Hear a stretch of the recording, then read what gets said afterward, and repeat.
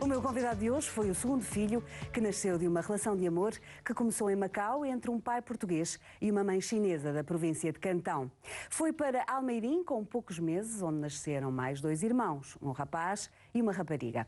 A sua vida não começou por ser fácil, começou a trabalhar com 13 anos, nas férias fazia a vindima, apanhava tomate, fazia de tudo um pouco para arranjar dinheiro porque o pai tinha um modesto ordenado militar e a mãe não trabalhava. Primeiro porque não sabia falar português e depois porque tinha que tomar conta dos seus 4 filhos. No tempo em que estudou medicina em Coimbra, deu serventia na construção civil e foi porteiro em discotecas. Hoje é o rosto da acupuntura em Portugal, com 20 clínicas espalhadas pelo país e mais de 200 colaboradores, dos quais 56 são médicos de medicina tradicional chinesa. É ainda vice-presidente da Federação Mundial de Medicina Tradicional Chinesa, o cargo mais elevado a que pode chegar um não chinês. Eu hoje estou à conversa com o Dr. Pedro Choi. Doutor, é um prazer tê-lo aqui. Olá, Maria João. Boa e já tarde. disse isto antes de começarmos, a sua vida dava um filme. É verdade. Sobretudo se pensássemos. Eu penso que a vida do meu pai e da minha mãe ainda daria um filme mais intenso. É verdade. Sobretudo porque a minha mãe tem uma história de vida cheia de marcas intensas, a começar pelo facto de que passou por uma guerra quando é uma sobrevivente, a sua mãe, não é? É verdade que andou mais de 200 km a pé com o seu tio? Bom, é difícil ter a certeza absoluta de qual terá sido a distância, porque a minha mãe tinha 6 anos e trata-se da invasão japonesa, claro, pela China, uma invasão que morreu muita gente, a família da minha mãe terá fugido e a minha mãe ter-se-á perdido da família. Portanto, a distância de Cantão a Macau são 200 km. Mas nós não sabemos exatamente de que região de Cantão ela teria vindo. É preciso lembrar que estávamos a falar de uma criança de 6 anos de idade. Mas mesmo assim, não sabendo de que região de Cantão ela veio... Terá vindo de Cantão para Macau. Exatamente, de Cantão para Macau a pé, transportando às costas o seu irmão mais novo. E perdeu-se do resto da família. Desde essa altura perdeu a totalidade da família. Não tivemos contato com a família. Até hoje, nunca mais? Até hoje. Eu ainda tenho esperança de conseguir encontrar a família, dado que hoje há uma benesse adicional, é o facto de ser possível fazer por testes de DNA calcular o parentesco, de forma que talvez consiga vir a achar a minha família chinesa. Seria bom, para Sem si, dúvida, sobretudo, para mim, porque só apenas tem referências da sua família, do parte paterna, que é a família portuguesa, pela parte do seu pai. É exato, apenas pelo lado do meu pai. Do outro lado, não tenho família. Há alguns amigos chineses, claro, que nós tratamos, que conhecemos desde crianças, que fazia parte da comunidade chinesa aqui em Portugal, a quem chamamos tio e tia e primos, mas que nós sabemos que não são. Claro, por afinidade, não é? Por afinidade. A minha mãe chamava-lhes irmãs, claro. Eram amigas desde Macau e então ficaram como se fossem irmãs. A família veio então para Lisboa, não é? Aliás, mais concretamente para Almeirim. Na prática, viemos diretamente para Almeirim. Na prática, o meu pai, evidentemente, eu nasci em 1960, estou agora a fazer 51 anos, e na época inicia-se a Guerra Colonial. O meu pai era militar de baixa patente, portanto, foi daquelas pessoas que seguiu uma carreira militar, era normal para a época, entre outras coisas, para fugir à miséria. Era uma das formas saudáveis de encontrar uma carreira profissional, porque eu não tinha hipótese de ter tido acesso à escolaridade. Claro. Foi o que ele fez aos 17 anos, tornou-se voluntário e foi para a tropa como soldado. Portanto, era esse o posto dele, depois de entrar. Quando eu nasci, ele deveria ser no máximo cabo, talvez não mais do que isso. Ele chegou a sargento à custa de mérito próprio, mas nunca chegou a oficial. Como vocês imaginam, uma pessoa com esse tipo de estatuto tem um salário muito baixo. Daí as suas dificuldades quando era pequenino. Embora à época e ao local, ao Almeirim, a maioria das pessoas eram pobres. Claro. Portanto, eu pertencia a essa maioria. Estamos a falar também do antigo regime, em que não havia assimetrias sociais enormes. Havia uns que tinham tudo, os que não tinham nada, e pelo meio muito poucos. Portanto, e nós pertencíamos aos que não tinham nada.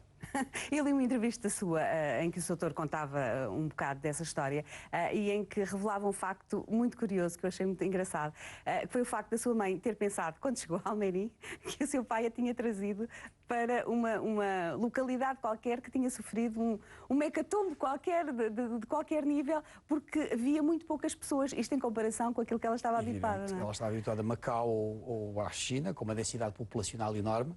Não foi por acaso que os chineses foram obrigados a criar o regime do filho único, felizmente já está ultrapassada essa fase, justamente porque foi um excesso de população. Claro. Então a minha mãe, que não dizia uma palavra de português, para ela estava a viver num deserto de gente, não havia ninguém.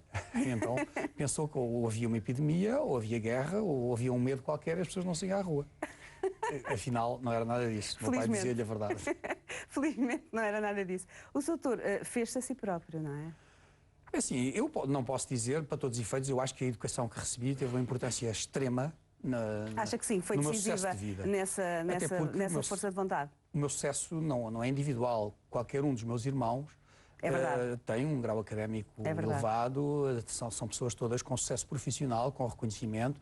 Eu costumo dizer até que na escola fui sempre o menos bom dos 4. O máximo que eu conseguia era a média de 17. Eles conseguiam 18, 19 e 20. O que é fascinante. A minha irmã era a melhor aluna que passava por qualquer escola, em qualquer escola onde ela estivesse, tinha as notas máximas a tudo. E o que é que acha que havia na vossa educação que tivesse isso como consequência? A conjugação de 2 fatores. O fator chinês, que eu penso que é um fator não só educacional, mas também genético. É bilingue? O meu pai proibiu-nos de falar chinês quando nós éramos pequenos. Eu agora falo algum chinês que já aprendi depois de adulto. É uma pena, não é? É uma pena, e mais uma vez tinha a ver com o déficit de informação da altura. O meu pai pensava que se nós falássemos chinês, corríamos o risco de falar mal português. Uhum.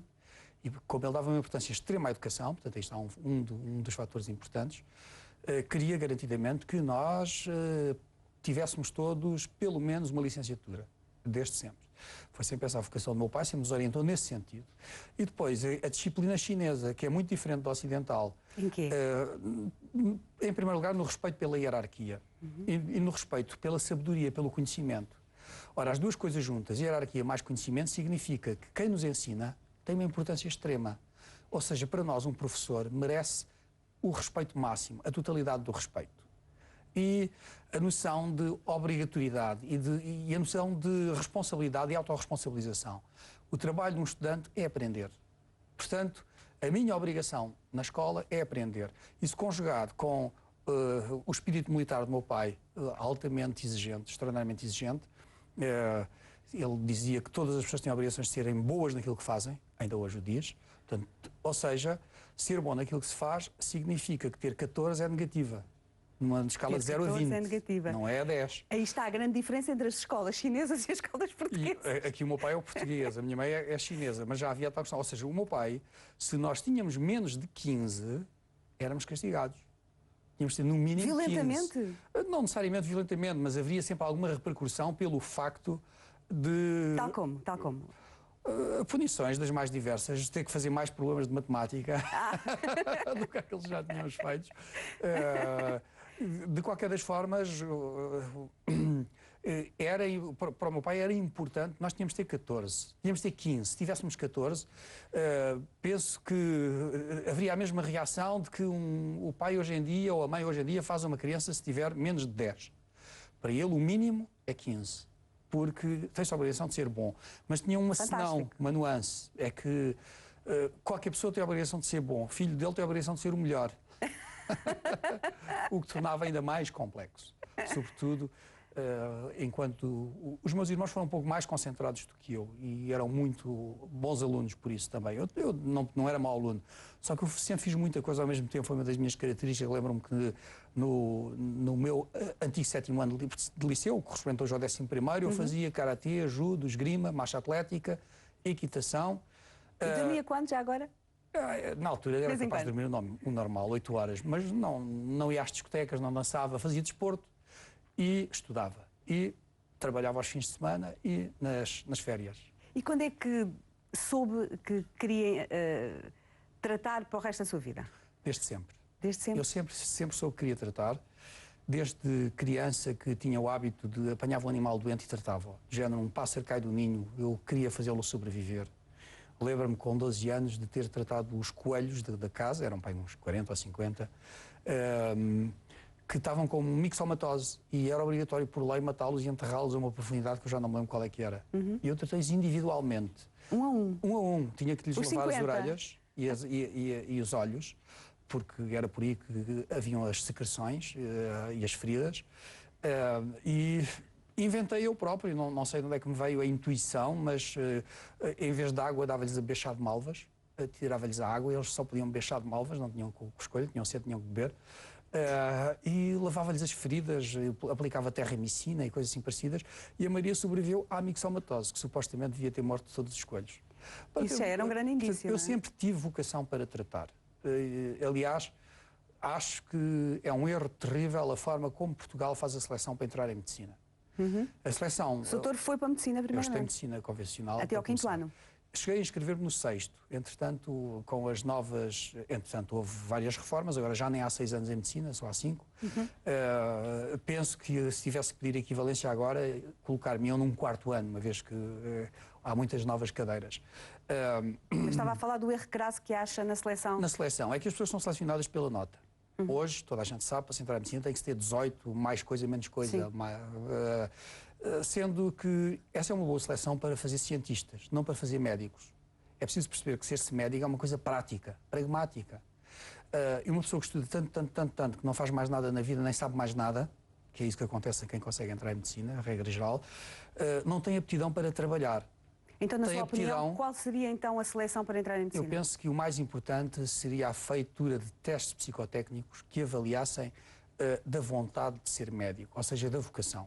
É uma disciplina para a qual é preciso vocação. Eu penso que uma das coisas que acontece em Portugal e não tanto noutros países, em relação ao exercício de medicina, que leva a um descontentamento grande por parte da população, é que a maioria das pessoas que exercem não têm vocação. As pessoas escolheram medicina por outra razão qualquer, ou já que tinham nota, resolveram ir, ou porque é uma profissão que é bem remunerada e, na verdade, não têm a vocação.